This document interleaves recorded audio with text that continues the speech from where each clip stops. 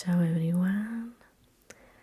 Today I want to share with you my trip in Japan.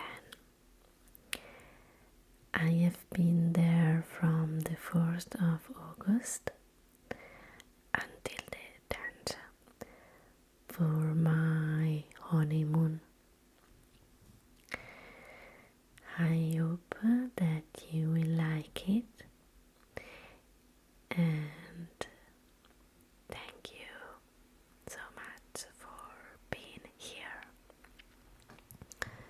So, we flew with Eva Air from Milano Malpensa to Taipei and from Taipei to Tokyo Narita. It was a long journey, but everything went smoothly. And as soon as we arrived in Tokyo, we decided to go exploring. So we took the subway and chose to see the famous Shibuya crossing. The subway can be a little bit confusing at first, but everyone is happy to help, even if most of Japanese people don't know English very well. Plus, our travel agency gave us a Wi-Fi router, so we had Wi-Fi and could check Google Maps. Here's one of the many 7-Eleven you can find everywhere in Japan.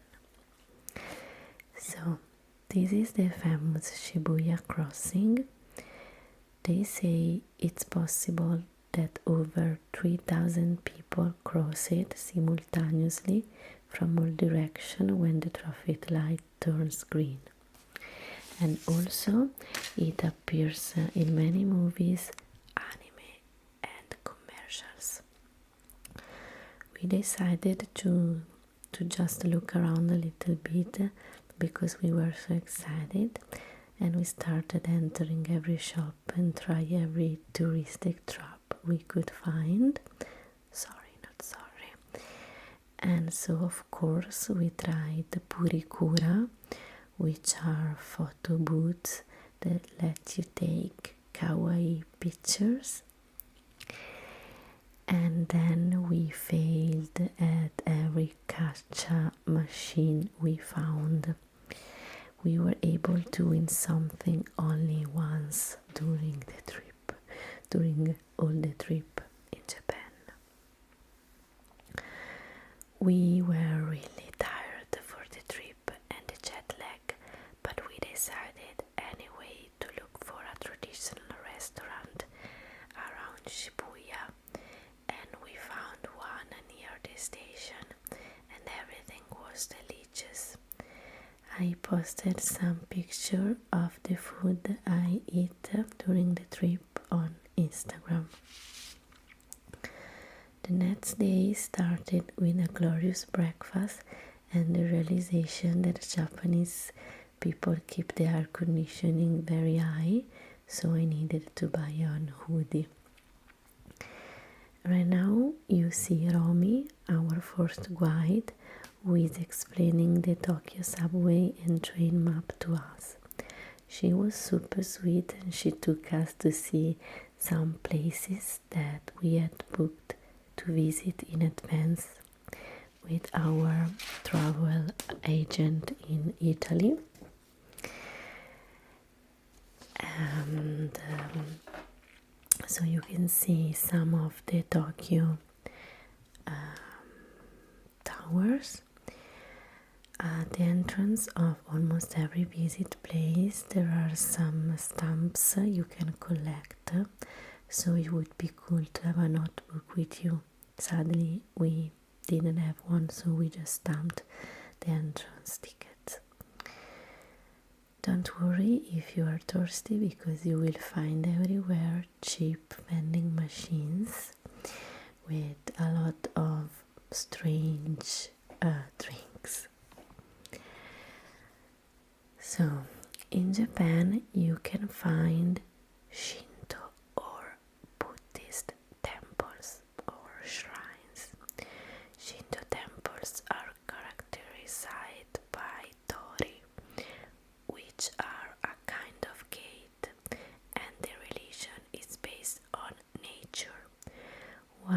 Buddhist temples are dedicated to Buddha and usually have a statue of him inside. This is a Shinto temple, so the gods are spirits called kami, and they are all nature connected. And you can put your prayers, you can write your prayers on these wooden cards and just leave it there. Later, Romy took us to see the Hachiko statue at Shibuya, which we missed last night.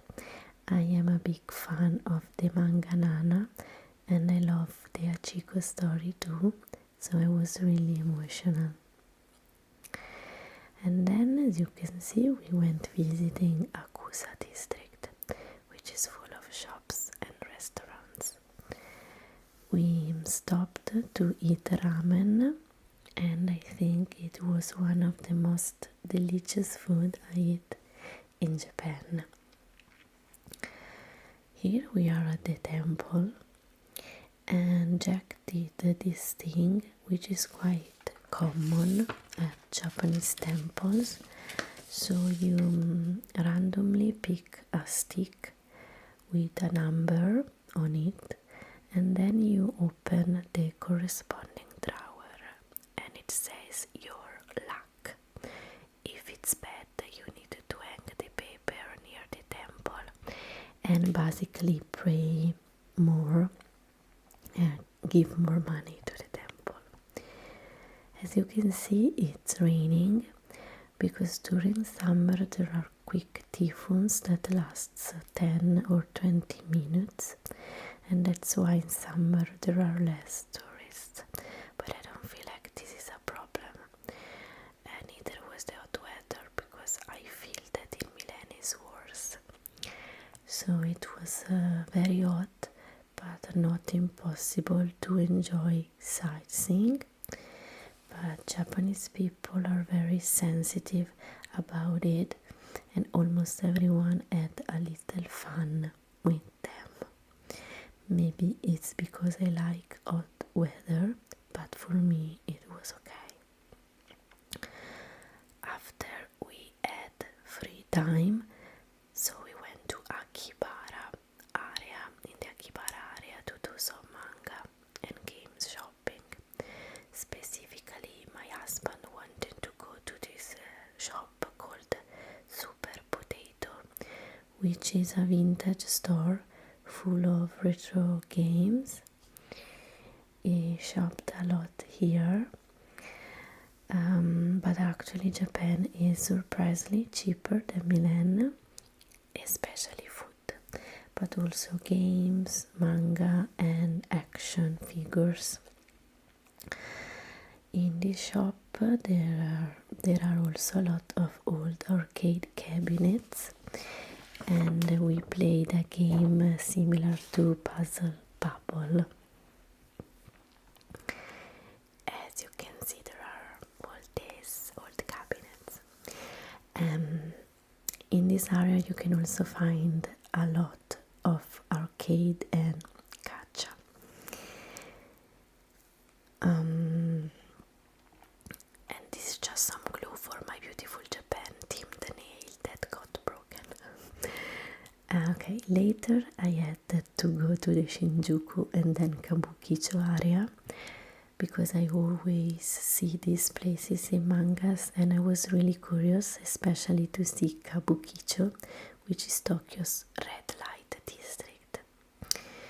It was Friday night, so a lot of people was having fun, and someone too much fun actually, but it's okay. And I was very excited to see the infamous host clubs. I wished I could go inside, but I couldn't go with my husband, so I didn't go that time maybe. Anyway, I realized another wish, because we went to an authentic Japanese karaoke. I also always see these in mangas and animes, and I had always wanted to go. There were a lot of private rooms with the all-you-can-drink option, and we chose that one. Again, sorry, not sorry. And you can also order food to eat inside your room. We had so much fun, even if we had to choose English songs, because we couldn't read the kanji of the Japanese one. So we wanted to sing some anime songs, but we couldn't read the words, basically. We had such a blast that we lost the last train of the day, and then we had to walk 20 minutes to our hotel. And of course another typhoon came and we arrived to the hotel completely soaked. But I swear it was a fun experience. The next day started with another delicious breakfast. You can see here a chef making fresh onigiri. And the plan for today is to go to see Mount Fuji. So we took a train from the Tokyo station of Shinagawa. And the trains in Japan are all on time, always on time, and they're very clean and quiet. And also there is a great Wi-Fi connection. So Mount Fuji is Japan's highest peak. It's 3,776 meters, and summer is the right season if you want to climb it. It's a volcano, but the last eruption was in 1708. We of course didn't climb it, but we went to the most famous viewpoint at Arakurayama Sengen Park in Fuji, Yoshida. You can choose to walk a plain street or climb these 400 steps, and we decided to live the full Paimei experience and go for the steps. The effort was definitely worth it because the view from the top is breathtaking, as you will see in a while. After enjoying the view and taking pictures, we took another train towards Kawaguchiko, a Naruto train, and we eat typical food before reaching the panoramic ropeway. It's just above the lake, and it's supposed to be another famous viewpoint for Mount Fuji. Unfortunately, the typhoon struck again, and we were stuck for about 20 minutes on the top of the mountain, and I was very scared. But again, story to tell. So at the end, we were able to safely go back to the train station and go back to Tokyo, where we decided to eat random stuff purchased in a 7-Eleven in our hotel room, again because we wanted to live the full Japanese experience. The next day I fulfilled another dream because we took the famous Shinkansen to go to Kyoto. The Shinkansen is an high-speed bullet train that runs up to 320 km per hour. It takes only 2 hours to go to Kyoto from Tokyo, and as soon as we arrived, we went again exploring the market. There was a lot of delicious food, and we eat some gyoza and takoyaki there, and they were really good. As here. And this is me, of course. In the afternoon, I wanted to see the Imperial Palace, which was already closed. But anyway, we were able to explore the amazing park around it with its beautiful temples and trees. I don't know if you are aware that Kyoto was the old capital of Japan from 794 to 1868. Then the imperial court moved to Tokyo, even if Kyoto is still a center of traditional Japanese culture. So the old, before Tokyo was called Edo, when it wasn't the capital of Japan. So this is me in the hotel waiting for my husband, who decided to look for a laundry nearby. And the next day we met with the new guide, Kai, and started the tour at the Toji Temple, which is an historic Buddhist temple famous for its 5-story pagoda, which is the tallest wooden tower in Japan. I was happy to see, because in the garden there are all these lotus flowers, and I'm a big Nana fan, and so if you know the manga, you get why I love them so much. And now it's time to see the Yasaka Pagoda, which is a landmark of Kyoto. Usually it can be admired only from outside, because it's open for entry very rarely. As you can see, a lot of people rent a yukata for photos or just for enjoying the atmosphere. And you will see later in the video that I do the same, and on Instagram you can see more pictures of me in a yukata. Yukata is the name of the summer kimono. So we now start our long walk towards the Kiyomitsu Dera, which is a beautiful Buddhist temple founded in 778, dedicated to Kannon, the Buddhist goddess of mercy.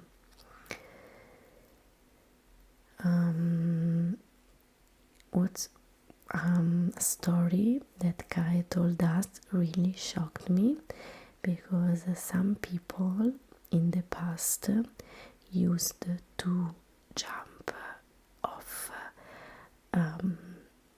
the temple's balcony. So they jumped off the balcony, believing that if they survived, they would be granted great fortune. But it's a really high balcony, so most of them just died. And it's really shocked me that a lot of people jumped off this balcony. Anyway, this temple is completely surrounded by nature, and it was all built with wooden without nails, so it's just supported by hundreds of wooden pillars. And at the base of the temple, the waterfall is divided into 3 streams, and visitors use cups to drink. And each stream is said to bring long life, success, and love. As I promised, here I am getting ready to show off my yukata. The rental shop also gives you accessories like bags to match your outfit, and they also can give you a quick hairstyle. It felt really magical to walk around Kyoto and visit temples dressed like this. day rent, I spent 20 euro, and I think it's quite cheap. My husband rent a yukata as well, and he kept his pants on his shoes, so it was really ridiculous to look that. As you can see, the yukata was made of a great fresh fabric, and it was quite comfortable to wear, except for the traditional flip-flop shoes, which for me were too flat. But I didn't want to use my shoes, I wanted to use the traditional ones, so that's fine. You are now looking at Gion, which is the geisha district. This is home to Geisha and Maiko, who are the apprentice geisha. In the evening we spot one of them in a taxi, but they don't want to be photographed, so I didn't. If you watch the movie Memoirs of a Geisha, you can spot some of the movie location, which is located in Kyoto. Like this one, you can see this river in the movie. I like the movie very much. And this is just a random robot at the train station. And speaking of Memoirs of a Geisha, the next day we met Maya, another super sweet white, who accompanied us to see Fushimi Inari. This shrine also appears in the movie, and it's famous for its torii gate. Indeed, there are thousands of bright red torii gates forming paths up to the sacred Mount Inari. Maya told us that summer, even if it's hot, it's a great time to visit these places because there are few tourists. So we were able to visit this temple, which is really famous, with very, very few people, as you can see in the video. So I was happy about it. Later we took a bus from Nara station to go visit Nara Park. Nara Park is known for its free roaming sacred deers that wander the park freely. They are more than 1,000, and for Shinto tradition they are considered messengers of the gods. You can feed them with some crackers you buy in the park, and the deers often bow to thank you. Nara Park is also home to some of Japan's most important temples, like the Toaiji. This one is famous for its massive great Buddha statue, as you are going to see in a bit. The temple is surrounded by nature and traditional gardens, and I think this mix of architecture and nature is what is really fascinating about Japan's temples. I don't know if you get how big the statue is, but it's quite impressive. It has been rebuilt and repaired multiple times, like many of the temples we visited, due to fires, earthquakes and wars. But the base made of bronze is the original from the 8th century. The head, anyway, keep falling when big earthquakes occur, so it's quite new. This that you see right now is the Nintendo store in Kyoto. so nothing to do with the Buddha, but I just wanted to show it to you if you are video game fan, or simply if you like Super Mario. So here I am on another train towards Nagoya, one of Japan's largest cities, located between Tokyo and Osaka. It's famous for the castle, originally built in 1612, even if we are going to see it only from the outside, since they are renovating it. But we were able to visit the nearby main residence, property of the feudal lords, which is this building that you see right now on screen. And okay, yes, here it is, sorry. And the other one, okay, this is the castle. It seems fake, but it's real. So the main residence is, as you can see, it's very traditional and it's full of beautiful paintings and decoration. Each room has a purpose and they all can be connected by opening the doors. I really recommend you to watch the series Shogun on Disney Plus that talks about this Englishman who lands on the Japanese coast during the Edo era. There are a lot of scenes located in houses just like this one, and beside that the series is very interesting and shows a lot of Japan's tradition, habits and beliefs. So right now there is the first season, but I read that it was already renewed for a second season, so let me know if you have already seen it.